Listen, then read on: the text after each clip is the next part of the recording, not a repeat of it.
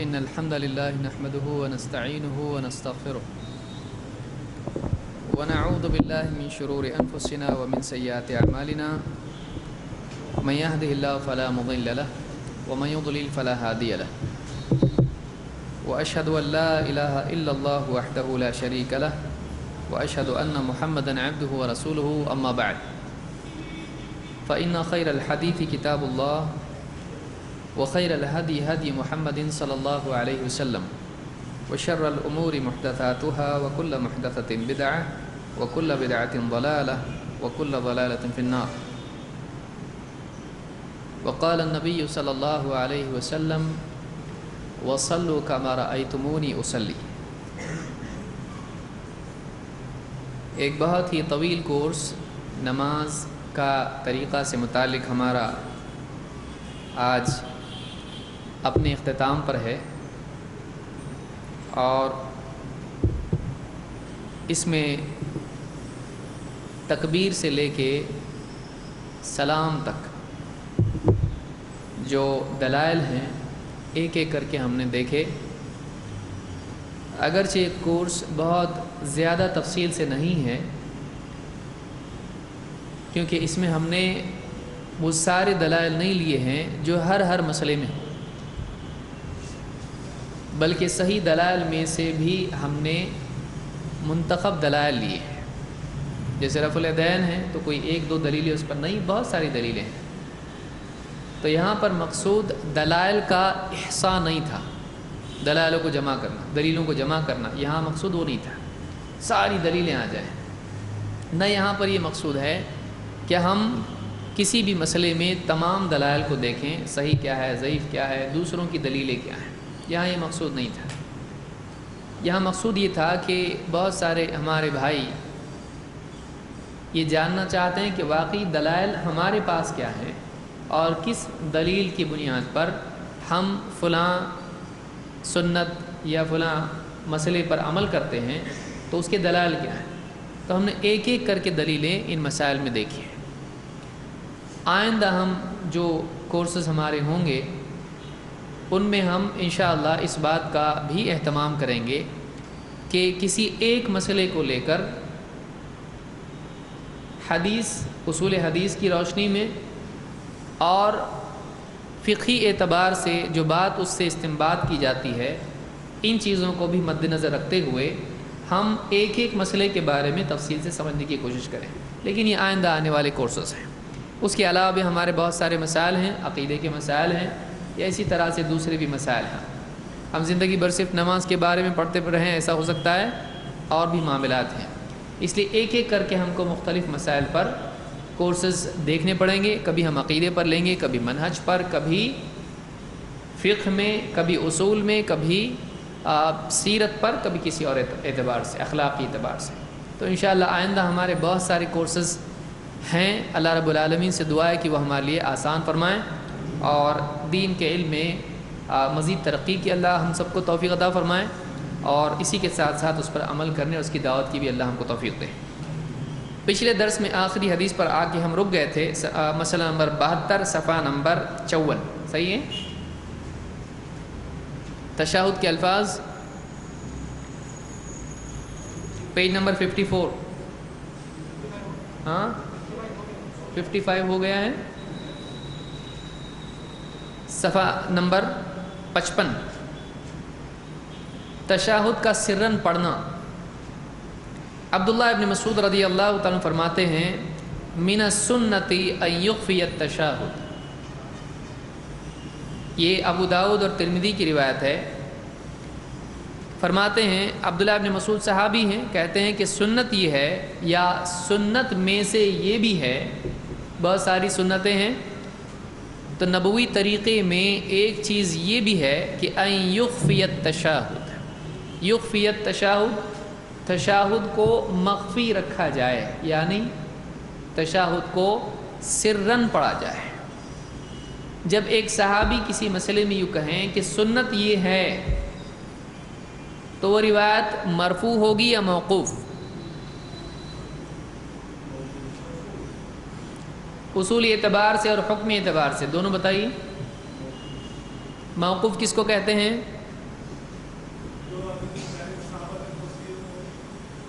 جو حدیث صحابی تک پہنچتی ہے وہ کیا ہوتی ہے؟ موقوف. اور مرفوع جو نبی صلی اللہ علیہ وسلم تک بات پہنچے اس کو کیا کہیں گے؟ مرفوع. تو یہ کس تک پہنچ رہی بات؟ ہاں، صحابی تک پہنچ رہی ہے، نبی تک نہیں. نبی صلی اللہ علیہ وسلم تک نہیں پہنچ رہی ہے یا پہنچ رہی ہے؟ پہنچ رہی بھی نہیں بھی پہنچ رہی، پہنچ رہی. کیسے؟ اس میں کس کا تذکرہ ہے؟ نبی کریم صلی اللہ علیہ وسلم کے عمل کا تذکرہ ہے. وہ بھی یہ کہا جا رہا ہے کہ سنت یہ ہے. جب علی الاطلاق صحابی کہیں کہ سنت یہ ہے تو اس سے مراد کس کی سنت ہوتی؟ بادشاہ کی یا لوگوں کی؟ جب بھی کہا جائے گا کہ السنہ تو اس سے مراد کس کی سنت ہوگی؟ کہ علی الاطلاق جب سنت کا لفظ استعمال ہوگا تو اس سے مراد نبی صلی اللہ علیہ وسلم کی سنت ہوتی ہے. تو صحابی اگر یوں کہیں کہ اللہ کے نبی صلی اللہ علیہ وسلم تشہد آہستہ پڑھتے تھے تو یہ مرفوع ہوگی کیا موقوف؟ مرفوع ہوگی، کیونکہ عمل کس کا ہے؟ اور یہاں کہہ رہے ہیں کہ سنت یہ ہے کہ تشہد آہستہ پڑھا جائے، تو یہ سنت کس کی؟ نبی صلی اللہ علیہ وسلم کی. لہٰذا یہ نبی کا عمل ہے، اس لیے یہ روایت موقوف نہیں ہوگی بلکہ کیا ہوگی؟ مرفوع ہوگی. اگر کسی روایت میں یوں آئے کہ عبداللہ ابن مسعود رضی اللہ تعالیٰ عنہ تشہد سرن پڑھا کرتے تھے تو یہ کیا ہوگا؟ موقوف ہوگا، کیونکہ عمل کس کا ہے؟ لیکن اس کو ہم کیا کہتے ہیں؟ ایسی موقوف کو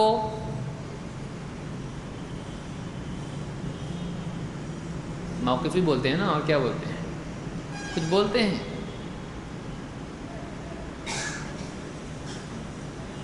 گھر پہ جا کے آنا پڑے گا. ایسی روایت کو ہم کہتے ہیں فی حکم المرفوع. یاد آ رہا ہے کہ یہ اگرچہ موقوف ہے لیکن یہ مرفوع کے حکم میں ہے. کیوں؟ کون بتائے گا؟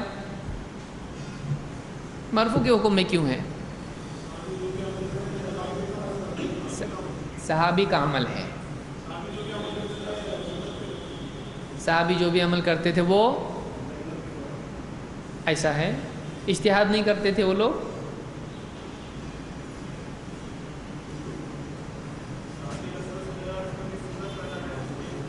میں اس روایت کے بارے میں نہیں بول رہا ہوں، میں بول رہا ہوں کہ اگر صحابی کے بارے میں ایسا آئے کہ فلاں صحابی تشہد آہستہ پڑھتے تھے تو وہ کیا ہوگا؟ موقوف یا مرفوع؟ موقوف. موقوف میں کون سی قسم ہے؟ فی حکم المرفوع، یعنی حکماً وہ کیا ہوا؟ مرفوع. کیوں؟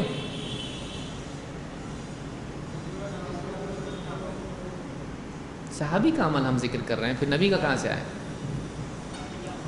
ہاں، جیسے ایک دوسری روایت آپ کو بتاتا ہوں.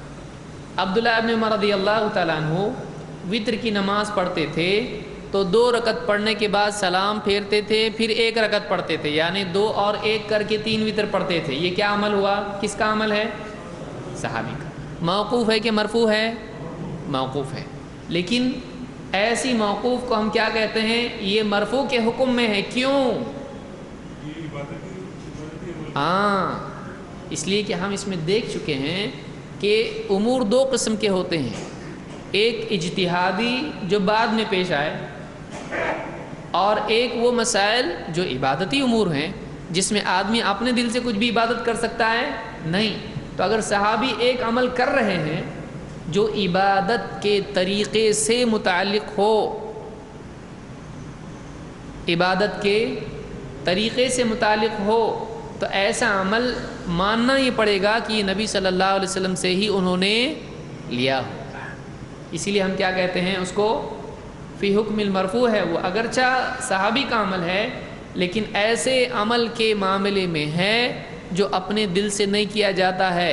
وَصَلُّوا كَمَا رَأَيْتُمُونِي أُصَلِّي، تم ویسے نماز پڑھو جیسے مجھ کو پڑھتا دیکھتے ہو. تو صحابی اپنے دل سے کچھ بھی کریں گے نہیں. تو اس لیے ایسی حدیث کو کیا کہیں گے ہم؟ فی حکم المرفوع. یہ مرفوع کے حکم میں ہے. تو سنت یہ ہے کہ تشہد کیسے پڑھا جائے؟ آہستہ، یعنی آواز سے نہیں پڑھیں گے بلکہ چپ کے ہم پڑھیں گے۔ یہ ابن مسعود رضی اللہ تعالیٰ کا قول ہے۔ اب آگے بڑھتے ہیں۔ نبی صلی اللہ علیہ وسلم پر درود بھیجنا، صلاۃ، الصلاۃ علی النبی۔ عبد الرحمن ابن ابی لیلہ فرماتے ہیں لقینی کعب بن عجرہ فقال الا اہدی لک ہدیۃ سمعتها من النبی صلی اللہ علیہ وسلم۔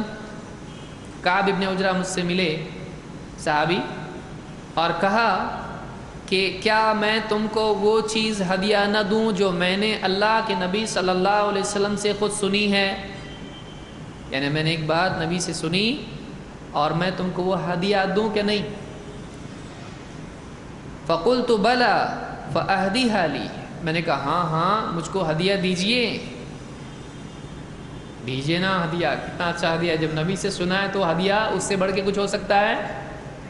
اللہ کے رسول صلی اللہ علیہ وسلم کی بات آسمان و زمین سے بھی زیادہ قیمتی ہے، اس لیے کہ آسمان و زمین فنا ہونے والے ہیں لیکن اللہ کے نبی صلی اللہ علیہ وسلم کی بات کا فائدہ باقی رہنے والا ہے۔ تو کہا کہ ضرور ہدیہ کیجئے۔ فقال سألنا رسول اللہ صلی اللہ علیہ وسلم، کہا کہ ہم نے اللہ کے رسول صلی اللہ علیہ وسلم سے پوچھا۔ فقلنا یا رسول اللہ کیف الصلاة علیکم اہل البیت فإن اللہ قد علمنا کیف نسلم علیکم۔ کہا کہ اللہ کے رسول آپ پر، یعنی آپ کے اہل بیت پر، آپ اور اہل بیت میں سب آ جاتے ہیں، آپ اہل بیت پر ہم کیسے صلاۃ بھیجیں؟ کیف الصلاۃ علیکم، علیکم میں آپ سب آ گئے، آپ سب پر ہم کیسے، یعنی آپ کے گھر والوں پر اور آپ پر ہم کیسے درود بھیجیں؟ اس لیے کہ اللہ تعالیٰ نے تو ہم کو سلام سکھا دیا، لیکن درود کیسے پڑھیں؟ اللہ نے کیا فرمایا؟ ان اللہ و ملائکتہ یصلون علی النبی یا ایھا الذین آمنوا صلوا علیہ وسلموا تسلیما۔ تو صلوا علیہ ایک، وسلموا تسلیما، سلام، صلاۃ بھی ہے اور سلام بھی ہے، تو صلاۃ بھی پڑھنا ہے اور سلام بھی پڑھنا ہے۔ تو سلام تو معلوم ہے نا آپ کو، یا نبی سلام علیکہ۔ ہاں صحابی پوچھ رہے ہیں کہ اللہ کے رسول ہم کو اللہ نے تو سکھا دیا سلام، اب صلاۃ کیسے بھیجیں ہم؟ صحابہ پوچھتے تھے اللہ کے نبی صلی اللہ علیہ وسلم سے۔ معلوم ہوا کہ دونوں چیزیں معلوم کرنے کا شوق ہے، ایک تو معلوم ہو گیا، ایک معلوم نہیں، کیسے ہم آپ پر صلاۃ بھیجیں؟ قال قولوا، آپ نے کہا یوں کہو، اللہم صلی علی محمد وعلی آل محمد کما صلیت علی ابراہیم وعلی آل ابراہیم انک حمید مجید، اللہم بارک علی محمد وعلی آل محمد کما بارکت علی ابراہیم وعلی آل ابراہیم انک حمید مجید۔ تو یہ پورا کا پورا ایک صلاۃ ہے۔ بعض لوگ کہتے ہیں دو درود ہیں، یہ دونوں ایک ہی ہیں۔ بعض لوگ کہتے ہیں نا پہلا صلاۃ ہے اللہم صلی علی، پھر دوسرا برکت والا ہے، تو یہ دو الگ نہیں ہیں، یہ دونوں کیا ہیں؟ ایک ہی ہیں۔ تو ایک صلاۃ ہے جس میں نبی صلی اللہ علیہ وسلم پر صلاۃ بھی ہے اور ضمناً اس میں برکت بھی ہے، برکت کی بھی دعا ہے۔ تو صلاۃ اور برکت دونوں کی دعا ہے۔ تو آپ صلی اللہ علیہ وسلم سے صحابہ نے پوچھا کہ اللہ نے ہم کو سلام تو سکھا دیا، اب صلاۃ کیسے بھیجیں آپ پر؟ تو آپ نے کہا کہ اس طرح سے کہو۔ تو اس میں اللہ کے نبی صلی اللہ علیہ وسلم پر اور آپ کی آل پر، آپ کے گھر والوں پر، سب پر درود پڑھا جائے گا اور سب کے لیے برکت کی دعا کی جائے گی، ویسے ہی جیسے اللہ تو نے ابراہیم علیہ السلام پر صلاۃ نازل کیا اور جیسے تو نے ابراہیم علیہ السلام پر اور ان کی آل پر برکت نازل کی۔ صلاۃ کے معنی کیا ہے؟ صلاۃ کے معنی عربی زبان میں دعا کے ہوتے ہیں۔ ان صلاتک سکن لہم، قرآن میں اللہ نے کہا، اللہ تعالیٰ یعنی ان صلاتک سکن لہم، اے نبی آپ کی دعا ایمان والوں کے لیے جو زکوٰۃ لے کر آپ کے پاس آتے ہیں تسکین کا باعث ہے، ان کو سکون ملتا ہے آپ کی دعا سے۔ تو صلاۃ کے معنی عربی زبان میں کیا ہوتے ہیں؟ دعا کے۔ تو کیا اللہ تعالیٰ بھی دعا کرتا ہے؟ پھر سے وہیں آ گئے. بہت سارے لوگ بولتے ہیں نا کیسے بھائی آپ خیریت سے ہیں؟ اللہ کی دعا سے سب ٹھیک ہے. تو کیا اللہ بھی ان کے لیے دعا کرتا ہے؟ تو صلاۃ، اللہ کی صلاۃ سے مراد کیا ہے؟ ابو العالیہ رحمۃ اللہ علیہ فرماتے ہیں، اور امام البخاری نے بھی اس کو نقل کیا ہے، صلاۃ سے مراد اللہ رب العالمین کا ملأ اعلیٰ میں اللہ کے نبی صلی اللہ علیہ وسلم کی ثنا، تعریف کرنا ہے. ثناؤہ فی الملأ الاعلیٰ، اللہ تعالیٰ فرشتوں کے درمیان نبی صلی اللہ علیہ وسلم کی تعریف کرتا ہے. یہ صلاۃ ہے. اس سے مراد رحمت نہیں ہے، رحمت اس کے ساتھ آتی ہے لیکن وہ الگ ہے. رحمت الگ ہے، برکت الگ ہے. اسی لیے آپ دیکھیے، آپ صلاۃ بھی کہہ رہے ہیں، اس کے لیے بھی دعا کر رہے ہیں اللہم صلی علی محمد، لیکن اسی کے ساتھ آپ کیا کہہ رہے ہیں اللہم بارک علی محمد. تو برکت الگ ہے، صلاۃ الگ ہے. اسی طرح سے رحمت، صلاۃ کا تقاضا ہے لیکن وہ رحمت الگ ہے. بعض لوگوں نے ترجمہ کیا اے اللہ تو رحمت نازل فرما محمد صلی اللہ علیہ وسلم پر. صلاۃ کے معنی رحمت کے نہیں ہے. صلاۃ ثنا ہے، تعریف ہے اللہ تعالیٰ کی فرشتوں کے درمیان محمد عربی صلی اللہ علیہ وسلم کی. ہاں اللہ تعالیٰ اپنے نبی پر رحمت نازل کرتا ہے، یہ ایک الگ چیز ہے. ٹھیک ہے. اولئک علیہم صلوات من ربہم ورحمہ، اللہ نے قرآن میں کیا فرمایا؟ اولئک علیہم صلوات من ربہم ورحمہ. اللہ نے دونوں کو کیا کیا؟ الگ الگ بیان کیا کہ ان کے رب کی طرف سے ان پر کیا ہے؟ صلوات ہے اور رحمت بھی ہے. تو علماء نے کہا کہ دیکھیے یہاں پر اللہ نے صلاۃ اور رحمت کو الگ الگ ذکر کیا. معلوم ہوا کہ دونوں کیا ہیں؟ الگ ہے. زبردستی اس کو رحمت بنانا صحیح نہیں ہے. تو صلاۃ الگ ہے اور رحمت الگ ہے. اگرچہ اللہ کا ثنا کرنا اس کا تقاضا ہے. جب اللہ تعریف کر رہا ہے تو رحم بھی کرے گا. جس کو اللہ پسند کرتا ہے اس پر کیا کرتا ہے؟ رحم بھی کرتا ہے. اس کا تقاضا ہے، اس کے معنی نہیں ہے. جیسے کوئی آدمی کہے اللہ کا خوش ہونا مغفرت کرنا ہے، صحیح ہے؟ نہیں. اللہ کا خوش ہونے کا تقاضا ہی ہے. اللہ کسی بندے سے خوش ہو جائے تو اس کی مغفرت کرے گا کہ اس کو جہنم میں ڈالے گا؟ بہت خوش ہو گیا اللہ کسی بندے سے، اس کو جہنم میں ڈالے گا؟ مغفرت نہیں، تیری خوش ہے اللہ اس سے، ایسا ہوگا؟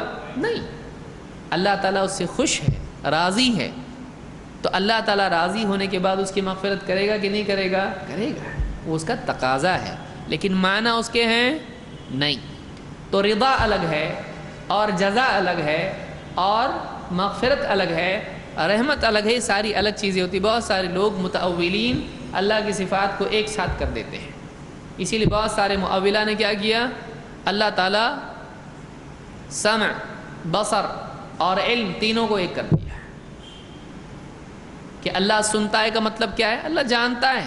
کیونکہ سنتا ہے مانے تو ہمارے جیسا کان ہو جائے گا اللہ کو، نعوذ باللہ. اللہ تعالیٰ دیکھتا ہے کا مطلب کیا ہے؟ جانتا ہے.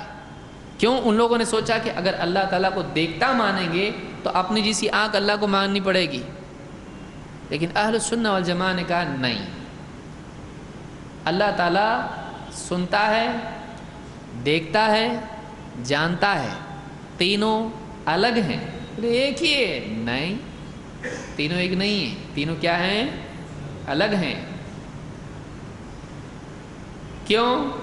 مخلوق میں دیکھ لو، اندھا ہے، یہ کیا ہے؟ نوٹ ہے. کتنے کا؟ 100 کا. جانتا ہے. دکھتا کہ چچا؟ دکھتا نہیں بھائی، معلوم ہے. تو نہ دکھائی دینے کے بعد بھی علم ہے کہ نہیں ہے؟ ہے. تو پھر دیکھنے کا فائدہ کیا ہوا؟ تو پھر سارے کے سارے آنکھ بند والے ہیں کیا؟ تو آنکھ ہے، آنکھ نہیں ہے، لیکن علم دونوں کو ہے. لیکن فرق ہے کہ نہیں ہے؟ ہے. بہرا ہے لیکن معلوم ہے امام صاحب خطبہ دے رہے، بھی خطبہ جاری، اس لیے چپ بیٹھنا ضروری ہے. بہرا ہے، سننے نہیں آ رہا، لیکن معلوم ہے کہہ رہا ہے. میں بہ رہا ہوں لیکن وہ کہہ رہا ہے. تو اگرچہ سنائی نہیں دیتا ہے لیکن جان رہا ہے کہ نہیں جان رہا ہے؟ کچھ بول رہا ہے سامنے والا. کیا کہا آپ نے؟ پوچھتا ہے. سنائی نہیں دیا لیکن معلوم ہے. ہم بھی بولتے ہیں نا، آپ نے کچھ کہا، بولے کیسے معلوم پڑا؟ بولے آپ کا منہ ہل رہا ہے، بول رہے ہیں کچھ. سنا آپ نے کچھ؟ نہیں سنا نہیں میں نے. تو نہ سن کے بھی جانتا ہے، نہیں دیکھ کے بھی جانتا ہے. تو جاننا ایک مستقل چیز ہے، سننا ایک مستقل چیز ہے، دیکھنا ایک مستقل چیز ہے. اس لیے بعض لوگ کیا کرتے ہیں، ایک چیز کو سب کو ایک ساتھ جمع کر لیتے ہیں. یہ اہل سنت والجماعت کا منہج نہیں ہے. اشعریوں میں یہ چیز آپ کو ملے گی، لیکن سلف کا منہج یہ نہیں ہے. اللہ کی ہر صفت کو قبول کرنا. اللہ نے بھی قرآن کریم میں کیا فرمایا؟ وَهُوَ السَّمِيعُ الْبَصِيرُ، وہ سنتا بھی ہے اور دیکھتا بھی ہے. پھر فائدہ کیا ہوا اس بیان کرنے کا جبکہ سب کا مطلب جانتا ہے؟ تو بہرحال یہ ایک الگ موضوع ہے. جب ہم انشاءاللہ العقیدۃ الواسطیہ کا درس کریں گے تب اس میں ساری چیزیں دیکھیں گے. تو یہاں پر اللہ کے نبی صلی اللہ علیہ وسلم نے صحابہ کو صلاۃ سکھایا، جس کو ہم درود بولتے ہیں، لیکن عربی زبان میں اس کو کیا کہتے ہیں؟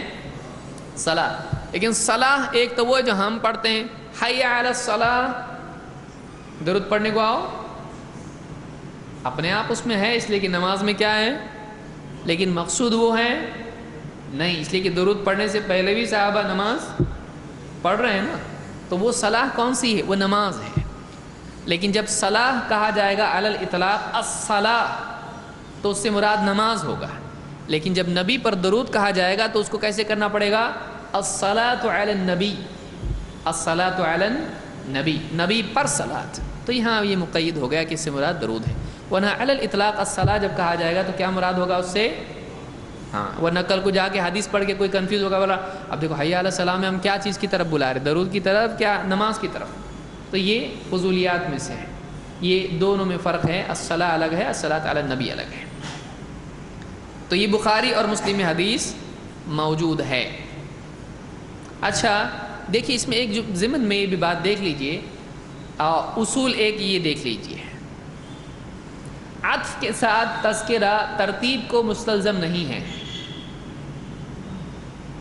کیا مطلب ہے؟ اگر اور کے ساتھ کوئی جملہ عربی میں آتا ہے یا کوئی حکم آتا ہے تو اس میں ترتیب لازم نہیں ہوتی ہے. ہاں، خارجی دلیل سے ترتیب لازم ہوتی ہے. کیسے؟ اگر آپ مثال آسان اس کو پہلے دیکھ لیجئے کہ اگر کوئی کہے مٹھائی لاؤ اور بریانی لاؤ اور یہ لاؤ اور وہ لاؤ، جس ترتیب سے اس نے کہا آپ کے مالک نے، کیا اس ترتیب سے آپ کو خریدنا پڑے گا؟ پہلے مٹھائی کا تو پہلے مٹھائی دور جا کے لے کے آؤ، پھر واپس آیا، پھر ادھر سے جاؤ، پھر واپس ادھر جاؤ. کیا اس ترتیب کی کو فالو کرنا ضروری ہے؟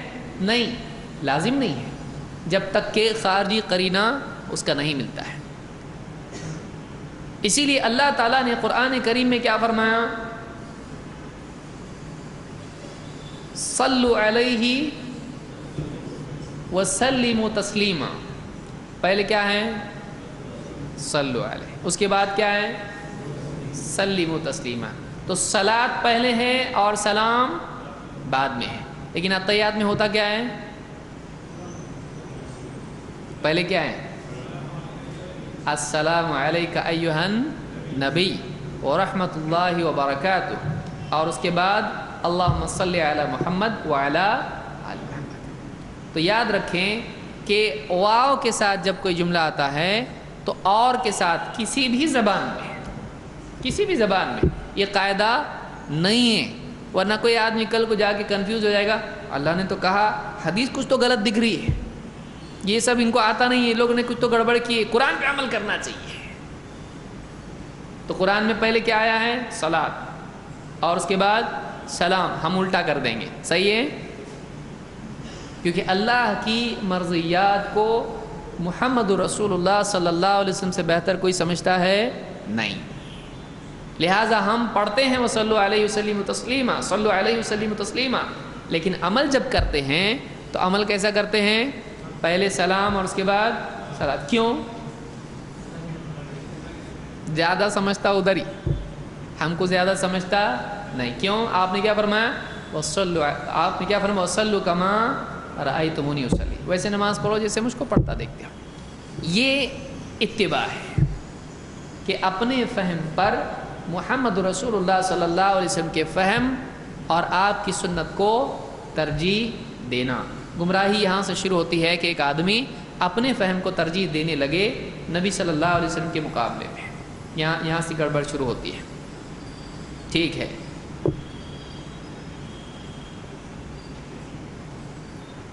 تو یہ ایک مسئلہ بھی ہم نے اس میں دیکھا کہ ترتیب سے لازم نہیں، یعنی واو کے ساتھ اگر دو حکم آ رہے ہیں تو اس کا لازمی تقاضا یہ نہیں ہوتا ہے کہ ایک آدمی اسی ترتیب سے اس کو کرے. البتہ خارجی دلیل مزید اس میں وضاحت کرتی ہے کہ ترتیب اس میں ہے یا نہیں ہے. ایسے کئی احکام ہیں جس میں ایک ساتھ اللہ تعالیٰ نے کئی حکموں کو جمع کیا ہے، کیا اسی ترتیب سے اس پہ عمل کریں گے آپ؟ ضروری نہیں ہے. اس کے لیے سنت کو بھی دیکھنا ضروری ہے. اس سے آزاد ہو کر عمل کرے گا، غلطی کرے گا. چلیے اس کے بعد کیا ہے؟ نبی صلی اللہ علیہ وسلم پر درود کے بعد تعوذ اور دعا ہے. اللہ کے رسول صلی اللہ علیہ وسلم فرماتے ہیں اذا تشہد احدکم فلیستعذ باللہ من اربع، جب تم میں سے کوئی تشہد پڑھے تو وہ اللہ کی پناہ مانگ لے 4 چیزوں سے. یقول، یوں کہے، اللہم انی اعوذ بک من عذاب جہنم ومن عذاب القبر ومن فتنة المحیا والممات ومن شر فتنة المسیح الدجال. یہ مسلم کی حدیث ہے اور مختلف کتب میں الفاظ کے فرق کے ساتھ آئی ہے کہ جب تم میں سے کوئی تشہد پڑھے تو اس کو چاہیے کہ وہ 4 چیزوں سے اللہ کی پناہ مانگ لے. اور 4 چیزیں یہ ساری چیزوں میں بنیادی چیزیں ہیں. دیکھیے کیا کیا ہے. نمبر 1 عذاب جہنم، ایک دم سب سے خطرناک، سب سے اینڈ میں جہنم کا عذاب. ان عذابها کان غراما، جہنم کا عذاب یقیناً اے اللہ لپٹ جانے والی چیز ہے. غرامہ کہتے ہیں لپٹ جائے، جو چھوڑے گا نہیں، وہ آگ لپٹ جائے گی. اللہ ہم سب کی حفاظت فرمائے. من عذاب جہنم، سب سے خطرناک چیز. 2 ومن عذاب القبر، قبر کے عذاب سے بھی حفاظت فرما. یہ ابتدا ہے اور وہ کیا ہے؟ انتہا ہے. یعنی آخرت کے مرحلوں میں 2 مرحلے ہیں، ایک قبر کا ہے اور دوسرا آخرت جو قیامت کے بعد ہونے والا ہے، جو جہنم اس کا مآل ہے. اسی لیے اللہ کے نبی صلی اللہ علیہ وسلم کے صحابہ عثمان بن عفان رضی اللہ عنہ کہتے ہیں کہ قبر آخرت کی منزلوں میں کون سی منزل ہے؟ پہلی ہے. جو اس میں نجات پا گیا وہ اس کے لیے بعد کی منزلیں کیا ہیں؟ آسان ہیں. اس میں جو پکڑا گیا، پھنس گیا، تو اس کے لیے بعد کے مرحلے اس سے زیادہ نقصان یا خطرے والے یا عذاب والے ہیں. تو اللہ کے نبی صلی اللہ علیہ وسلم نے آخری چیز بھی بتا دی اور ابتدائی چیز بھی بتا دی. کس اعتبار سے؟ آخرت کے اعتبار سے. قبر کے عذاب سے بچا اور جہنم کے عذاب سے بچا. ٹھیک ہے، یہ ہو گیا انجام. لیکن اس انجام تک لے جانے والی چیز کیا ہے؟ دنیا کی گمراہی. آدمی جہنم اور قبر کے عذاب کیوں بھگتے گا؟ جب گمراہ ہوگا. ہدایت یافتہ آدمی عذاب اس کو ہوگا یا گمراہ کو ہوگا؟ گمراہ کو ہوگا. لیکن گمراہ کیوں ہوتا ہے آدمی؟ آزمائش کی وجہ سے. ایک آدمی گمراہ کب ہوگا؟ جب ایک ہی راستہ ہے تو غلط راستے پہ کوئی جائے گا. لیکن غلط راستے بھی ہیں تو ایک آدمی اس میں فتنے میں آ کے گمراہی کی طرف جا سکتا ہے. اور زندگی میں بھی فتنے ہیں اور موت کے وقت بھی شیطان گمراہ کرنے کی کوشش کرتا ہے. تو اللہ کے نبی صلی اللہ علیہ وسلم نے فتنوں سے بھی اللہ کی پناہ مانگی. کیوں؟ اس لیے کہ یہ فتنے عذاب کی طرف لے جاتے ہیں، قبر کے عذاب کی طرف اور جہنم کے عذاب کی طرف. تو کہا وَمِن فِتْنَةِ الْمَحْيَا وَالْمَمَاتِ، اے اللہ زندگی اور موت کے فتنے سے بچا.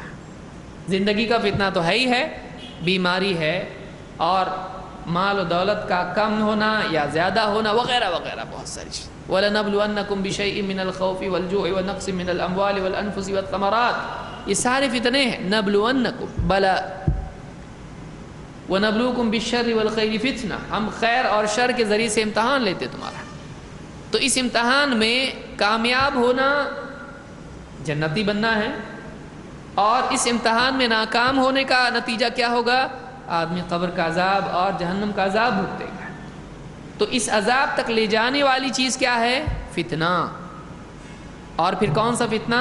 زندگی کا فتنہ اور موت کا فتنہ، کیونکہ موت کے وقت خاص طور سے شیطان آتا ہے۔ اللہم انی اعوذ بک من ان یتخبطنی الشیطان عند الموت۔ اللہ کے نبی صلی اللہ علیہ وسلم دعا کرتے تھے، اے اللہ میری حفاظت کر اس چیز سے کہ شیطان موت کے وقت مجھ کو خبط میں مبتلا کرتے ہیں۔ موت کے وقت سمجھ میں نہیں آ رہا کیا کرنا چاہیے، ایمان کے سلسلے میں کنفیوز، دین کے سلسلے میں کنفیوز ہو گیا۔ تو ایک زندگی میں فتنے آتے ہیں جو چلتے پھرتے میں اچھے برے حالات جو بھی آتے ہیں، اور ایک ہے کہ خاص طور سے موت کے وقت فتنہ ہوتا ہے، کیونکہ وہ اختتام کے اعتبار سے کہ اب آخری وقت ہے، کہ اگر زندگی بھر ہدایت پر تھا لیکن آخر میں گمراہ ہو گیا تو کیا ہو گیا؟ انما الاعمال بالخواتیم، اعمال کا مدار خاتمے پر ہے۔ 99 قتل کیا، 100 بھی بنایا اس کو، لیکن پھر اس کے بعد جا کے خاتمہ کیسا ہوا؟ حق کی طلب میں چلنے پر۔ کون سے فرشتے لے گئے اس کو عذاب کے رحمت کے؟ پچھلا نہیں دیکھا گیا، آخری دیکھا گیا۔ انما الاعمال بالخواتیم۔ تو اے اللہ خاتمے کے وقت، موت کے وقت کا جو فتنہ ہے اس سے بھی بچا، اور اللہ زندگی میں جتنے فتنے آتے ہیں ان سے بھی بچا، میں تیری پناہ مانگتا ہوں۔ اور ان سارے فتنوں میں سب سے بڑا فتنہ کون سا ہے؟ دجال کا۔ تو بطور مین وارننگ، عموم کے بعد خصوص اس کو کہتے ہیں۔ سارے فتنوں میں آتا کہ نہیں آتا؟ وہ آتا ہے، لیکن اس کو الگ سے بیان کیا گیا ہے۔ تو کسی چیز کے شرف کو بتانے کے لیے یا کسی چیز کے شر کو بتانے کے لیے خصوصی طور پر اس کو عموم سے نکال کر الگ بیان کیا جاتا ہے۔ تنزل الملائکۃ والروح، اللہ نے خود کہا کہ ملائکہ اور روح، تو ملائکہ سے الگ کر کے جبریل کو بیان کیا گیا ہے۔ تو بہرحال یہ اصول ہے۔ تو یہاں پر آپ دیکھیے 4 چیزیں کتنی اہم ہیں، صحیح ہے نا؟ نماز کا خاتمہ ہو رہا ہے، آخر میں اب ہیں، لیکن بہت اہم دعا یہاں سکھائی ہے، یہ یاد ہونا چاہیے ہم کو۔ نمبر 1 جہنم کا عذاب، مین سب سے ڈینجر۔ پھر اس کی شروعات کہاں سے ہوتی ہے؟ قبر کا عذاب، نہیں چاہیے ہم کو۔ اس کی وجہ کیا بنتا ہے؟ زندگی موت کے فتنے، وہ بھی نہیں، اللہ بچا اس میں بھی۔ اور سب سے بڑا فتنہ جس سے سارے نبی ڈراتے رہے کون سا ہے؟ کیونکہ آپ نے کہا اس کے قریب بھی مت جانا دجال کی، اس لیے کہ جو اس کے قریب جائے گا گمراہ ہو جائے گا، اتنا خطرناک ہے۔ تو آپ نے ہر مسلمان کو اس سے بھی اللہ کی پناہ مانگنا سکھایا ہے۔ چھوٹے شر سے بتائیں گے اور بڑے شر سے نہیں بتائیں گے، ایسا ہو سکتا ہے؟ نہیں، خصوصی طور پر اس سے متنبہ کیا۔ تو یہ 4 چیزیں ہیں جو نماز میں ہم اللہ سے اس کے سلسلے میں دعا کرتے ہیں۔ یہ مسلم کی روایت ہے۔ اسی کے ساتھ ساتھ ایک دعا اور ہے جس کو امام البخاری اور مسلم دونوں نے روایت کیا ہے۔ ابو بکر صدیق رضی اللہ تعالیٰ فرماتے ہیں کہ انہ قال لرسول اللہ صلی اللہ علیہ وسلم، انہوں نے اللہ کے رسول صلی اللہ علیہ وسلم سے کہا، علمنی دعاء ادعو به فی صلاتی، کہ اللہ کے رسول مجھ کو ایک ایسی دعا سکھلا دیں کہ جسے میں اپنی نماز میں اللہ سے کیا کروں، کوئی اچھی سی دعا سکھائیے۔ قال قل اللہم انی ظلمت نفسی ظلما کثیرا، آپ نے فرمایا یوں کہے، اے اللہ میں نے اپنے اوپر بہت زیادہ ظلم کیے ہیں، ولا یغفر الذنوب الا انت، اور تیرے سوا کوئی ہے نہیں جو میرے گناہوں کی مغفرت کرے، فاغفر لی مغفرۃ من عندک، لہٰذا تو میری مغفرت کر دے اپنی طرف سے، وارحمنی، اور مجھ پر رحم بھی فرما، انک انت الغفور الرحیم، اس لیے کہ تو نہایت مغفرت کرنے والا اور رحم فرمانے والا ہے۔ دیکھیے دعا کا انداز دیکھیے، پہلے کیا ہے؟ اللہم انی ظلمت نفسی ظلما کثیرا، جرم کا اقرار، اے اللہ ویسے میرے کوئی گناہ تو ہے نہیں لیکن پھر بھی معاف کر، ایسا؟ یہ کون کس کو سکھا رہے ہیں؟ آپ سوچئے، جس کو سکھا رہے ہیں وہ کون ہے؟ ثانی اثنین، ابو بکر صدیق رضی اللہ تعالیٰ عنہ۔ ان کو سکھا رہے ہیں کہ مغفرت کی دعا اللہ سے ایسی کی جائے، یہ نہیں کہا یوں دے اللہ یہ دے، بلکہ یہ سکھایا کہ آدمی کو ہمیشہ ایسا ہی ہونا چاہیے۔ جو آدمی اپنے آپ کو ہمیشہ قصوروار دیکھتا ہے وہی اپنی اصلاح اور ترقی کا راستہ چلتا ہے۔ میں اچھا ہوں بولے تو گیا کام سے، میں اچھا نہیں، اللہ میرے اندر بہت کمی ہے۔ حضرت عائشہ نے پوچھا اللہ کے رسول مجھ کو اگر لیلۃ القدر مل جائے کیا کروں؟ کہ اللہ جنت الفردوس دے ہے کیا؟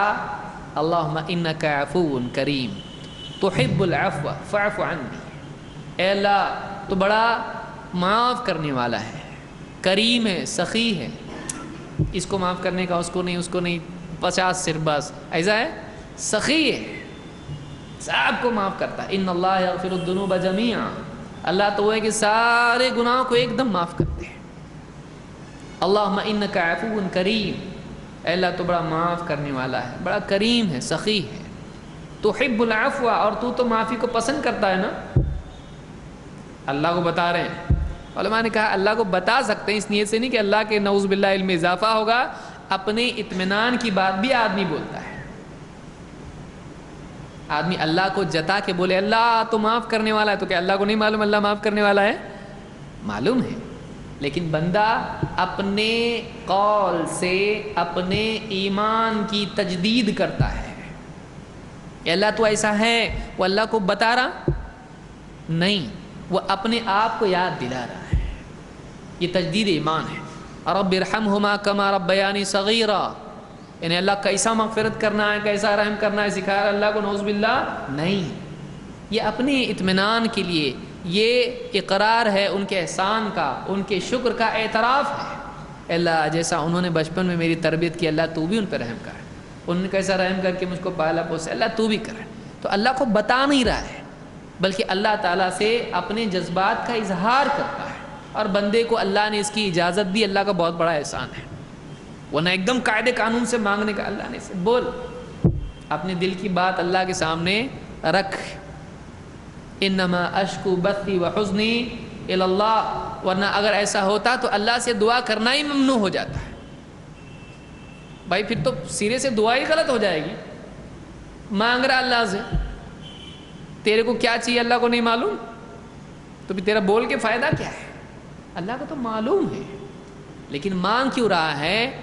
یہ اپنے ایمان کی تجدید ہے، اس لیے اللہ کو اچھا لگتا ہے بندہ جب مانگتا ہے، یہ اپنی عبدیت کا اظہار اور تجدید ہے، مانگنا اللہ سے، یہ اللہ کو بتانا نہیں ہے، یہ انفارمیشن دینا نہیں، اللہ مجھ کو یہ چاہیے یہ چاہیے یہ چاہیے، تو تیرے کو کیا چاہیے اللہ کو تیرے پیدا ہونے سے پہلے معلوم ہے، کیوں مانگ رہا ہے اللہ سے؟ تو اپنی عبدیت کا اظہار کر رہا ہے، بندگی کا اظہار کر رہا ہے۔ تو ابو بکر صدیق رضی اللہ عنہ کو دعا سکھا رہے ہیں، تو کیا دعا سکھا رہے ہیں؟ مغفرت کی۔ اور کیسے شروعات کیسی ہو رہی ہے؟ اے اللہ میں بہت نیک بندہ ہوں، لہٰذا آپ تو ضروری ہے میرے لیے تو جنت دے دے۔ اے اللہ انی ظلمت نفسی ظلما کثیرا، کیونکہ یہ ابو بکر صدیق کو نہیں سکھا رہے ہیں، یہ پوری امت کو سکھا رہے ہیں، یہ پوری امت کو سکھا رہے ہیں کہ اللہ میں نے اپنے آپ پر بہت ظلم کیے ہیں، کل ابن آدم خطاء وخیر الخطائین التوابون، بنی آدم سب کی سب خطا کار ہے، ان میں بہتر خطا کار وہ ہیں جو توبہ کرنے والے ہیں۔ انسان غلطی کرتا ہی کرتا ہے۔ تو ابو بکر صدیق رضی اللہ عنہ کو دعا سکھا، بہت جامع دعا ہے، اس میں ایک ادب ہے دعا کا کہ ایک آدمی معافی طلب کرنے سے پہلے اقرار جرم کرے، یہ بھی دعا میں ہے، اور اس سے فائدہ کیا ہوتا ہے؟ اس سے یہ آدمی میں تواضع پیدا ہوتی، نفس ٹوٹتا ہے، اے اللہ میں نے اپنے اوپر بہت ظلم کیا ہے، کیونکہ گناہ آدمی کا اپنے اوپر ظلم ہے۔ جب آدمی گناہ کرتا ہے تو اپنے آپ کو جہنم کا حقدار بناتا ہے، جو مصیبت ہے، اور وہ اپنے اوپر مصیبت لانا ہے، تو اپنے اوپر مصیبت ڈالنا، دوسرا کوئی آپ کو تکلیف دے تو کیا ہے؟ یہ اس نے ظلم کیا، اور گناہ کر کے جہنم میں گئے تو کس نے ظلم کیا؟ کیا کون؟ تو نے خود نہیں کیا، اللہ کی طرف سے ہے تو تیری سزا ہے، یہ اللہ نے بلا غلطی کی نہیں کیا ایسا، تو نے خود نے کیا، اس لیے جنت سے محروم ہونے کے بعد آدم علیہ السلام نے دعا کیا کی؟ ربنا ظلمنا انفسنا، اے اللہ ہم نے اپنے اوپر ظلم کر لیا۔ اتنی اچھی جنت میں تھے، راحت میں، وہاں سے نکلے۔ کیوں نکلے؟ تو نے نکالا؟ ہماری غلطی کی وجہ سے نکلے ہم، تو ہم نے جو منع کیا تھا وہ کیا، لہٰذا ہم نے اپنے اوپر ظلم کیا ہے۔ تو مومن اپنے آپ کو ہمیشہ خطا کار سمجھتا ہے، چاہے وہ تقویٰ کے عروج پر پہنچ جائے۔ یہی وجہ ہے کہ اللہ کے نبی صلی اللہ علیہ وسلم فرماتے ہیں کہ اے لوگو، میں دن میں 70 مرتبہ توبہ کرتا ہوں، 70 سے زیادہ، اور ایک روایت میں کہ 100 مرتبہ، لہٰذا تم بھی اللہ سے توبہ کرو، استغفار کرو۔ تو یہ چیز بھی ہم کو حدیث سے ملتی ہے۔ وَلَا يَغْفِرُ الذُّنُوبَ إِلَّا أَنْتَ، اور اس میں اللہ تعالیٰ کے مغفرت کرنے والا ہونے کا تیقن ہو، اے اللہ تو کرتا ہے معاف، تیرے سوا کوئی معاف کرتا ہے گناہوں کو نہیں۔ فَاغْفِرْ لِي مَغْفِرَةً مِّنْ عِنْدِكَ، اے اللہ تو اپنے پاس سے میری مغفرت کر، کہیں اور سے نہیں، تو تیری طرف سے تو کر سکتا ہے تو کر دے معاف۔ اللہ کو کسی کفارے کی ضرورت نہیں، اللہ کو کسی بھرپائی کی ضرورت نہیں۔ عیسائیوں میں عقیدہ کیا ہے؟ انسان کا ہوا پاپ تو اس کی سزا کس کو بھگتنی پڑی؟ عیسیٰ علیہ السلام کو۔ اسلام میں وہ عقیدہ نہیں، اسلام پاک صاف دین ہے، اللہ چاہے تو خود مغفرت کر سکتا ہے، اس کو کسی بھرپائی کی ضرورت نہیں۔ وہ عدل والا ہے لیکن مغفرت والا بھی ہے، وہ مغفرت والا ہے لیکن عدل والا بھی ہے، دونوں چیزیں ہیں۔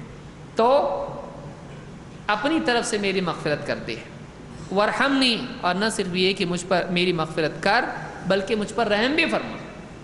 یہ نہیں کہ بس تیرے گناہ معاف ہو گئے جا، اللہ رحم بھی کر۔ رحم کر کا مراد اے اللہ تو اپنی طرف سے مجھ پر رحم فرما، اور اس کا نتیجہ کیا ہے رحمت کا؟ جنت میں داخل کرنا ہے، کہ اللہ جس پر رحم کرے۔ اس لیے کہ حدیث میں کیا ہے؟ اللہ کے نبی صلی اللہ علیہ وسلم فرماتے ہیں کہ جنت اور جہنم میں جھگڑا ہوا۔ آپ بولیں گے یہ کیسا ہوتا؟ ہمارے لیے جو چیزیں ہیں وہ ایسی نہیں ہے، بات کری مائک بات کر رہا اچانک، ایسا نہیں ہوتا ہے۔ اللہ کے نزدیک مخلوقات کی حیثیت الگ ہے۔ جنت جہنم میں جھگڑا ہوا، جہنم نے کہا تیرے اندر سب غریب پھٹے پرانے فقیر قسم کے لوگ آئیں گے، ایک دم پٹے لٹے غریب، ایسے جو ہیں کمزور۔ میرے پاس جبارون متکبرون بڑے بڑے ٹاپ لیول کے آنے والے ہیں، مالدار، ایسے بڑے پہلوان، کھاتے پیتے گھر کے سب۔ اللہ تعالیٰ نے کہا تو میری رحمت ہے، اور جنت سے کہا کہ جس کو چاہے میں تیرے ذریعے رحم کروں گا، اور تو میرا عذاب ہے جس کے تیرے ذریعے سے جس پہ چاہے میں عذاب کروں۔ تو جنت کے بارے میں کیا کہا؟ رحمت ہے۔ تو اللہ جس پر رحم کرے اس کا نتیجہ کیا ہے؟ جنت ہے۔ تو یہاں پر کیا مانگ رہے ہیں؟ مغفرت تو کر دے، مطلب جہنم سے چھٹی، لیکن بیچ میں کہاں جانا ہم نے؟ جہنم سے بچ کے ہم کو کہاں جانا ہے؟ جنت میں۔ تو دوسری دعا مغفرت کے بعد کیا ہے؟ رحم کی بھی دعا ہے، اے اللہ تو رحم بھی فرما ہم پر، وارحمنی انک انت الغفور الرحیم۔ اور دیکھیے اخیر خاتمہ کیسا ہو رہا ہے، مغفرت مانگی، رحم کی دعا مانگی، اور آخر میں اللہ کے 2 اسماء کا ذکر کیا، وَلِلَّهِ الْأَسْمَاءُ الْحُسْنَى فَادْعُوهُ بِهَا۔ کیسا فٹ ہو؟ کبھی سوچے اس کے اوپر؟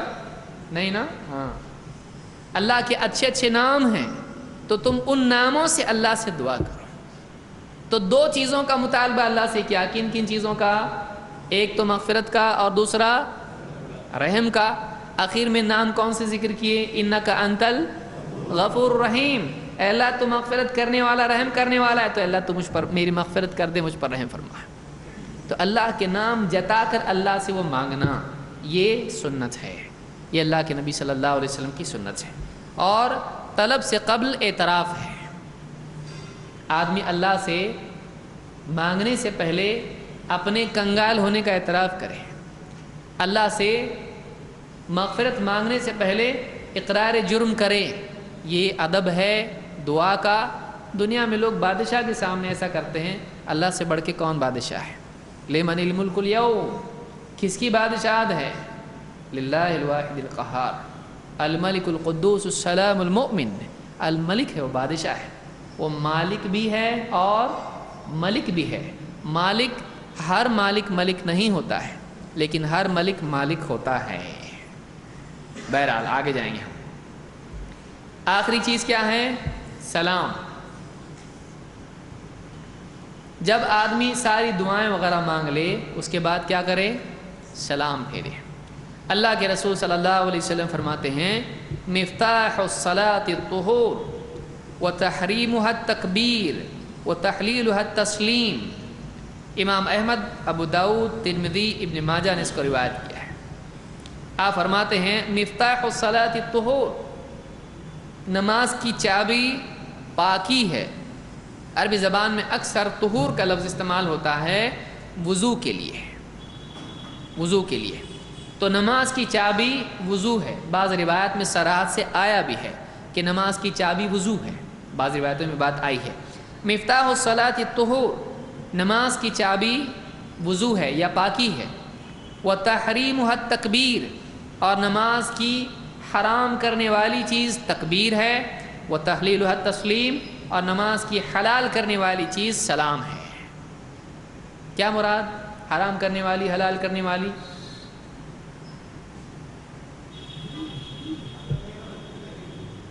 ہاں،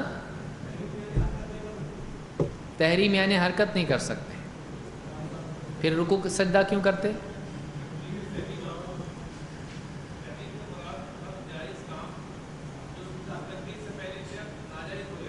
ٹھیک ہے، کھجا سکتے ہیں کہ نہیں؟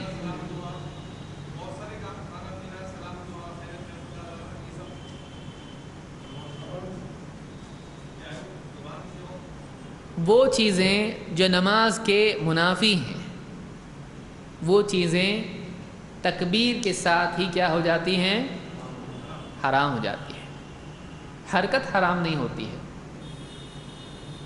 صحابہ کی حدیث آپ نے پڑھی کہ نہیں پڑھی کہ صحابہ مٹھی میں کنکریاں لے لیتے تھے، اور بس وہ تو منع ہے، وہ کنکریاں لے لیتے تھے گرمی کی وجہ سے، اور قیام میں اسی طرح سے رہتے۔ جب سجدے میں جاتے تو کیا کرتے؟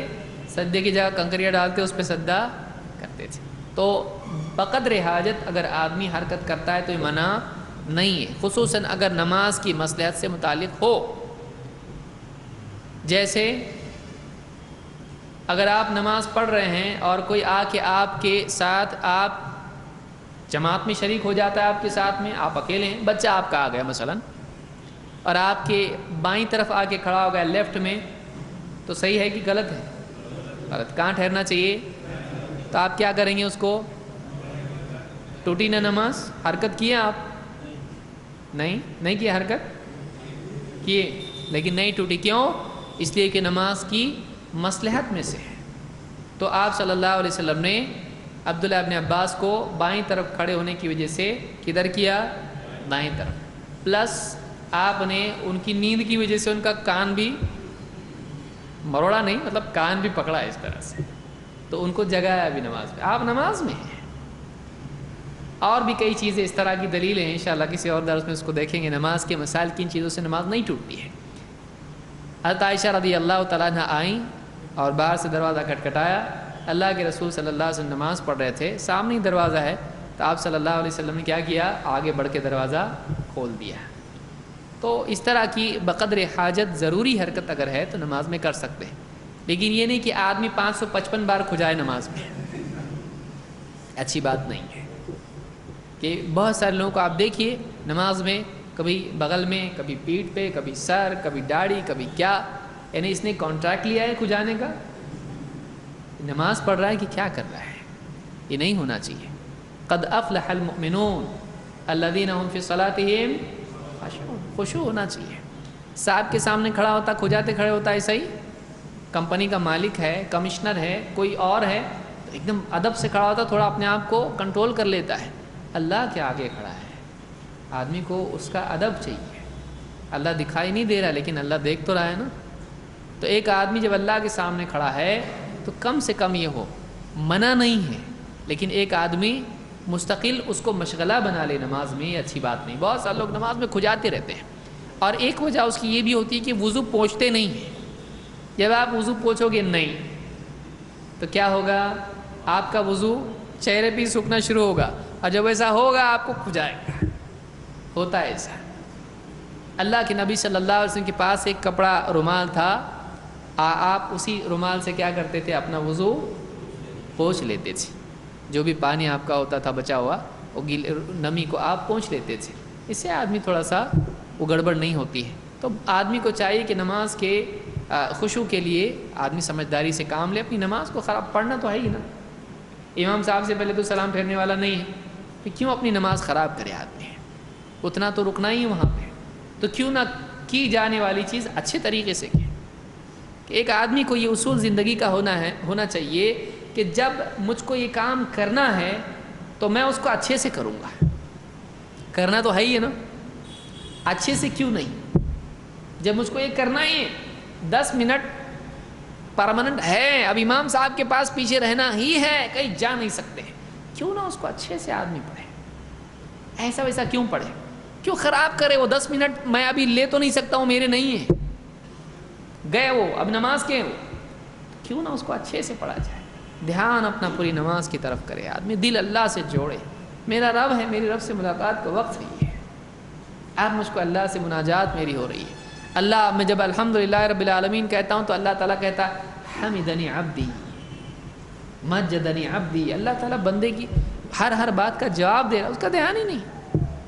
اللہ سے اس کا تعلق ہونا چاہیے نماز میں. دنیا اتنی زیادہ قیمتی ہے کہ آدمی نماز میں اللہ کے بجائے اس کے بارے میں سوچے اور زبان سے بولے دنیا کچھ بھی نہیں ہے. زبان سے بول رہا ہے تو پیارے اللہ سے تعلق آدمی کا ہونا چاہیے. آدمی 2 رکعت پڑھے لیکن ایک دم پیاری 2 رکعت پڑھے، ایک دم خوش ہو جائے، اس کے بعد ایمان کا معیار اس کا بڑھ جائے.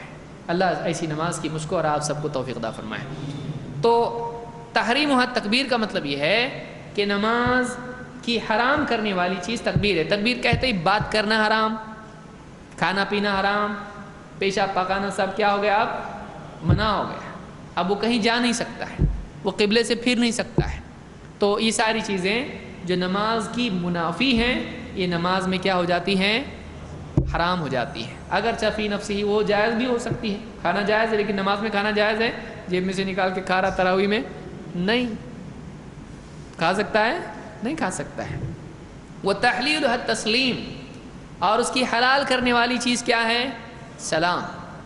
یعنی اب وہ بات کر سکتا ہے نماز میں، ہاں نماز میں آیا اور کھڑا ہوا، بہت کتنی رکعت ہوئی پوچھ سکتا ہے. نماز میں بات نہیں کرتے ہیں، چلے گا ایسا؟ بات نہیں کر سکتے. تو آدمی نماز میں بات نہیں، لیکن جیسے ہی سلام پھیرا آدمی بات کر سکتا ہے، کھا سکتا ہے، پی سکتا ہے، چل سکتا ہے، قبلے سے پھر سکتا ہے، نماز میں نہیں. تو وہ تحلیل و تسلیم، اس سے بات معلوم ہوتی ہے کہ بعض لوگوں نے جو مسئلہ لکھا ہے کہ اگر آدمی اتحیات کے بقدر بیٹھ جائے اور اس کی ہوا نکل جائے تو نماز ہو جاتی ہے. حنفی حضرات نے یہ مسئلہ لیا ہے، لیکن یہ مسئلہ صحیح ہے نہیں، کیونکہ تحلیل کیا ہے نماز کی؟ سلام.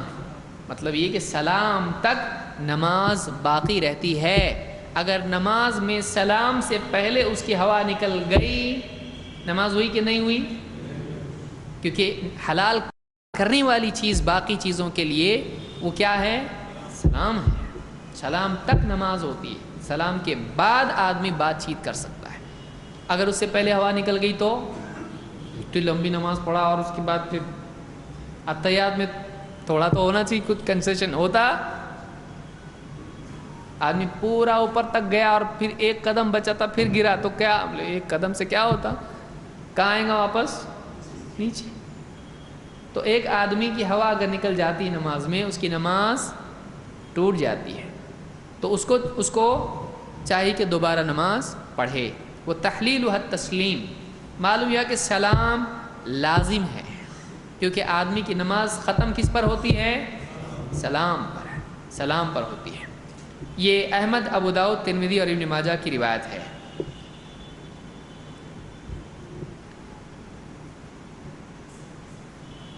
اسی طرح سے سلام کے تعلق سے سنت یہ ہے کہ آدمی دائیں اور بائیں دونوں طرف سلام پھیرے. ایک سلام کی بھی روایت ملتی ہے کہ دائیں طرف اگر سلام پھیر دے تب بھی کافی ہے، لیکن عموماً اللہ کے نبی صلی اللہ علیہ وسلم دونوں طرف سلام پھیرتے تھے، لیکن کبھی صرف ایک سلام پر بھی آپ نے اکتفا کیا ہے، یہ بھی ثابت ہے، ایسا بھی کر سکتے ہیں۔ سعد بن ابی وقاص رضی اللہ عنہ فرماتے ہیں کنت ارى رسول اللہ صلی اللہ علیہ وسلم یسلم عن یمینہ وعن یسارہ حتی ارى بیاض خدہ، میں اللہ کے نبی صلی اللہ علیہ وسلم کو دیکھا کرتا آپ اپنے دائیں اور بائیں سلام پھیرتے تھے یہاں تک کہ آپ کے گالوں کی سفیدی دکھائی دیتی تھی، یعنی دائیں بائیں ایسا نہیں بلکہ کتنا بالکل اچھی طرح سے کہ پیچھے اگر کوئی ہے تو اس کو گالوں کی سفیدی یعنی اس کو چہرہ دکھائی دے، تو دائیں اور بائیں طرف سلام پھیرنا چاہیے، یسلم عن یمینہ وعن یسارہ، دائیں اور بائیں طرف۔ اس کو امام مسلم نے روایت کیا، تو معلوم ہوا کہ سلام کتنے ہوتے تھے؟ 2۔ عبداللہ بن مسعود رضی اللہ عنہ فرماتے ہیں ان النبی صلی اللہ علیہ وسلم کان یسلم عن یمینہ وعن شمالہ حتی یری بیاض خدہ، وہی بات ہے کہ اللہ کے نبی صلی اللہ علیہ وسلم سلام پھیرتے تھے دائیں طرف سے اور بائیں طرف سے یہاں تک کہ آپ کے گالوں کی سفیدی دکھائی دیتی تھی۔ کیسے سلام پھیرتے تھے؟ السلام علیکم ورحمۃ اللہ، السلام علیکم ورحمۃ اللہ، صحابہ نے الفاظ بھی سلام کے بیان کیے ہیں، تو آپ السلام علیکم ورحمۃ اللہ اور السلام علیکم ورحمۃ اللہ دونوں طرف آپ اس طرح سے سلام پھیرتے تھے۔ یہ ابو داؤد کی روایت ہے۔ بعض روایتوں میں یہ بھی آیا ہے کہ آپ نے دائیں طرف کہا السلام علیکم ورحمۃ اللہ وبرکاتہ اور بائیں طرف کہا السلام علیکم ورحمۃ اللہ، یہ بھی حدیث میں آیا ہے، لیکن یہاں مقصود تمام روایت کا احصاء نہیں ہے، اس لیے ہم جتنا ہم کر رہے ہیں اس کی دلیلیں کیا ہیں یہ دیکھنا مقصود ہے۔ لیکن کوئی آدمی چاہتا ہے کہ اور بہت ساری دلیلیں کیا ہیں اور ضمنی مسائل اس میں کیا ہیں، تو بہت ساری کتابیں اس کے لیے موجود ہیں۔ یہ ایک مختصر کورس ہے، ورنہ کوئی آدمی بول سکتا ہے وہ بھی مسئلہ ہے، یہ بھی مسئلہ ہے، بہت مسئلہ ہے، کئی مسائل ہیں جو مختلف کتب میں مذکور ہیں۔ آدمی کو چاہیے کہ وہ مفصل کتابیں جو نماز کے موضوع پر ہوں یا کسی بھی موضوع پر ہیں ان کو دیکھیں، لیکن یہ جو آلریڈی ہم کر رہے ہیں آدمی پوچھے وہ سارے اختلافی مسئلے مجھ کو نہیں چاہیے، یہ کورس کس کے لیے ہے؟ اس کے لیے ہے جو آدمی کہے بھائی سارے اختلافات، پہلے میرے کو یہ بتاؤ پڑھنے کا کیسا، اب میرے کو پڑھنا ہے نماز، میرے کو پڑھنا ہے، آپ بتاؤ نماز کی کیا کیا دلیلیں ہیں، تو یہ دلیلیں ہیں۔ اب اس کے علاوہ اور کیا اس میں ضمناً آتے ہیں مسائل، پھر اس کے علاوہ دوسروں کی دلیلیں کیا ہیں، یہ انشاءاللہ ہم مزید آگے دیکھتے رہیں گے، آگے جو بھی کورسز ہمارے ہوں گے انشاءاللہ اس سے متعلق چلتے رہیں گے۔ تو یہ ہمارا کورس الحمدللہ آج اختتام اس کا ہو گیا، تمام تعریف اللہ کے لیے ہے اور اسی کی طرف سے تمام اعمال کی تکمیل ہوتی ہے، اللہ کی توفیق سے کام پورے ہوتے ہیں۔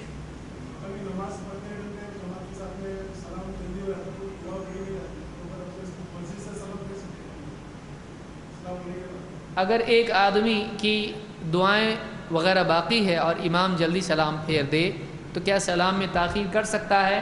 بہت زیادہ نہ کرے لیکن تھوڑی تاخیر چلتی ہے، کوئی اس میں حرج نہیں ہے، بالکل امام کے ایک دم پیچھے چلنا لازم نہیں ہے۔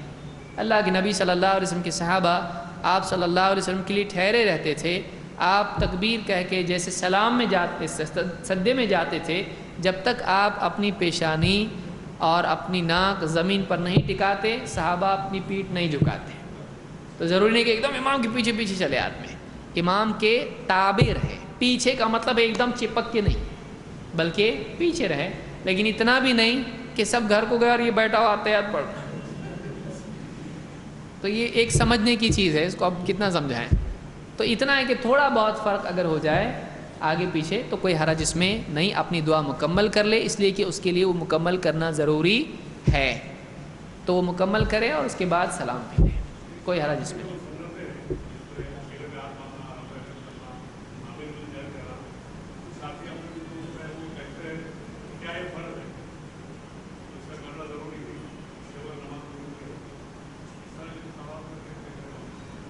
بعض لوگ یہ سوال پوچھتے ہیں کہ سینے پر ہاتھ باندھنا یا رفع الیدین کرنا یا آمین بالجہر کہنا کیا یہ فرض ہے؟ تو ہم ان سے پوچھیں گے کہ جو فرض نہیں ہے اس کو چھوڑنا چاہیے، ایسا فرض ہے؟ سمجھ رہے ہیں بات کو؟ بہت سارے لوگ بے عملی کے لیے فرضیت کا بہانہ ڈھونڈتے ہیں. کیا صرف فرض پر ہی عمل کیا جائے گا؟ اللہ تعالیٰ نے فرمایا قُلْ إِن كُنتُمْ تُحِبُّونَ اللَّهَ فَاتَّبِعُونِي يُحْبِبْكُمُ اللَّهُ. اے نبی آپ کہیے کہ اگر تم واقعی اللہ سے محبت کرتے ہو تو میری اتباع کرو، اللہ بھی تم سے محبت کرے گا. تو نبی صلی اللہ علیہ وسلم کی اتباع کرنا اللہ تعالیٰ کی محبت کے حصول کی لازمی شرط ہے. صحیح؟ نبی صلی اللہ علیہ وسلم کی سنت کی اتباع کرنا اللہ تعالیٰ کی محبت حاصل کرنے کے لیے لازم ہے، لازمی شرط ہے، اس کے بغیر نہیں ملے گا. لہٰذا ہم کو ضروری ہے، اگرچہ وہ فرض نہیں ہے لیکن یہ اللہ کی محبت تو ضروری ہے. ہم کو چاہیے، تم کو نہیں چاہیے تو اوکے.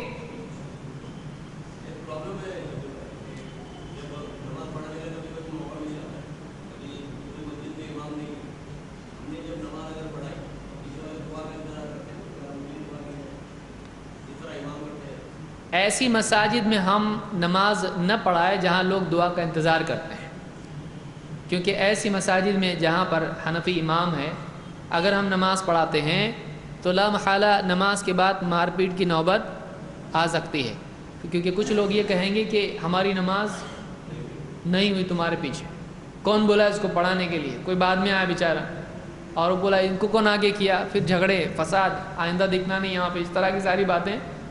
تو خام خواہ اس سے ہمارے ذریعے سے اگر جھگڑا ہوتا ہے تو ایسی مسجد میں ہم آگے نہ بڑھیں. بعض اوقات ہوتا ہی ہے کہ لوگ کہتے ہیں پڑھاؤ پڑھاؤ، پڑھانے کے بعد میں جھگڑا ہوتا تو وہ غائب ہو جاتے ہیں اور ہم پٹائی کے لیے تیار رہو پھر. تو ہم ایسی مسجد میں نہ پڑھائیں تو یہ بہتر ہے ایسی مسجد میں ہم پڑھائیں جہاں پر ہمارے پڑھانے سے کسی کو اعتراض نہیں ہے. اچھا اب سوال اس میں اگر یہ کہ ہم دعا کرنا کیا، تو نہیں کرنا، کیونکہ اجتماعی طور پر دعا ثابت نہیں. اذکار کریں.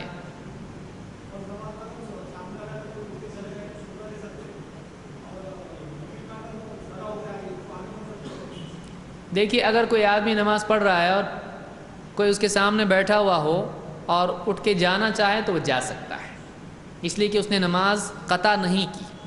سامنے سے ہٹنا نماز توڑنا نہیں ہے. کون بولا آپ کو؟ حضرت عائشہ رضی اللہ تعالیٰ عنہ فرماتی ہیں کہ میں اللہ کے نبی صلی اللہ علیہ وسلم کے سامنے جنازے کی طرح سوئی رہتی تھی، جیسے جنازہ سامنے رکھا جاتا ہے نماز پڑھتے ہیں تو، اور جب آپ سجدہ کرنا چاہتے تو میرے پاؤں پہ مار دیتے، اس طرح سے آہستہ سے، زور سے نہیں بلکہ آہستہ سے آپ اس طرح سے اشارہ کرنے کے لیے آپ ان کے پاؤں پہ حضرت عائشہ کے اس طرح سے مارتے تھے. تو حضرت عائشہ اپنا پاؤں سمیٹ لیتی تھیں.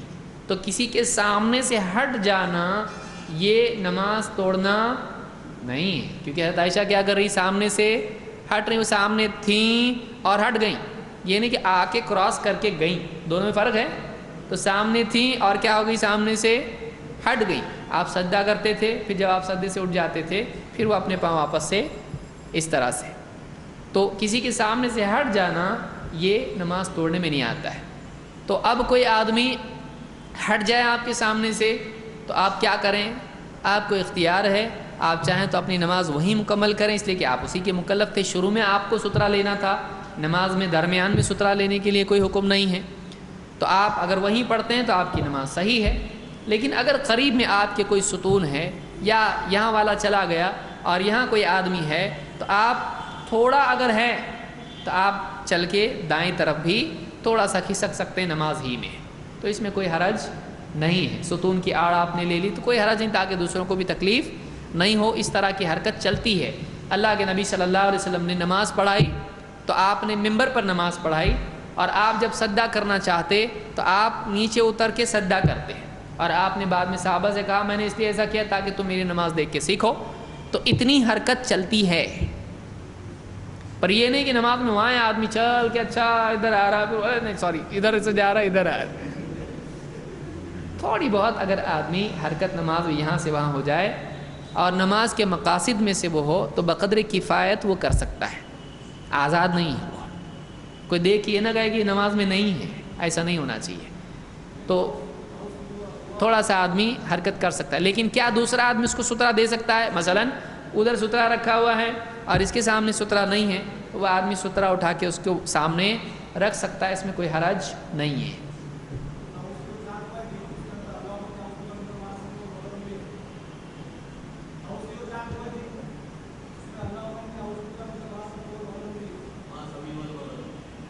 دیکھیے جو دعاء الاستفتاح جس کو آپ کہتے ہیں، اس کے بہت سارے الفاظ آئے ہیں، لہٰذا آپ اگر اس کی تفصیل دیکھنا چاہتے ہیں تو آپ شیخ الالبانی کی کتاب صفۃ صلاۃ النبی دیکھیں، جس میں انہوں نے ان تمام الفاظ کو یکجا کیا ہے، آپ کو سب ایک جگہ وہاں انشاءاللہ ملیں گے۔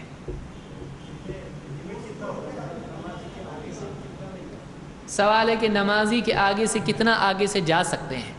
بہتر یہ کہ آپ نہ جائیں، خصوصاً ایسی مساجد میں جہاں پر علم اور حلم کم ہے، جہاں برداشت کم ہے اور علم بھی کم ہے۔ لیکن اگر آپ کی کوئی مجبوری ہے تو آپ ایک صف کے اور تھوڑا سا آگے سے جا سکتے ہیں، اس لیے کہ اللہ کے نبی صلی اللہ علیہ وسلم نے جو آدمی نماز قطع کرنے لگے اس کو روکنے کا حکم دیا ہے، تو اس کو ہاتھ سے روکا جائے۔ تو جہاں تک آدمی کی ہاتھ کی حد ہوتی ہے وہاں تک روکنے کی حد ہے، اس کے آگے نہیں ہے، وہ آگے جا کے پکڑے گا اس کو نہیں۔ تو جو سامنے سے جانے لگے اس کو روکنے کا حکم دیا گیا ہے۔ تو سترا جو ہوتا ہے آدمی کا، وہاں تک اس کی حد ہوتی ہے، اس کے پار سے آدمی جا سکتا ہے، کوئی مسئلہ نہیں۔ بہتر یہ کہ آپ نہ جائیں، اس لیے کہ اس سے بہت خلل مسجد میں ہو سکتا ہے اور لوگوں کے پاس علم نہیں ہے، اس لیے اس پر جھگڑے ہو سکتے ہیں۔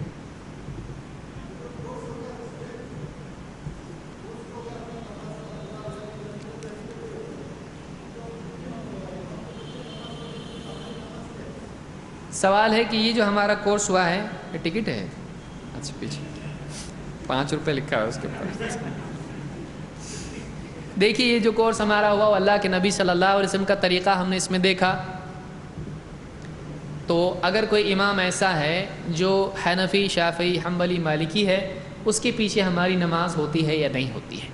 دیکھیے بہت یہ تفصیل طلب گمبھیر مسئلہ ہے، اس میں فرق یاد رکھیں کہ محض فقہی اختلاف کی بنیاد پر ایک دوسرے کے پیچھے نماز چھوڑنا بدعت ہے، سلف میں نہیں تھا۔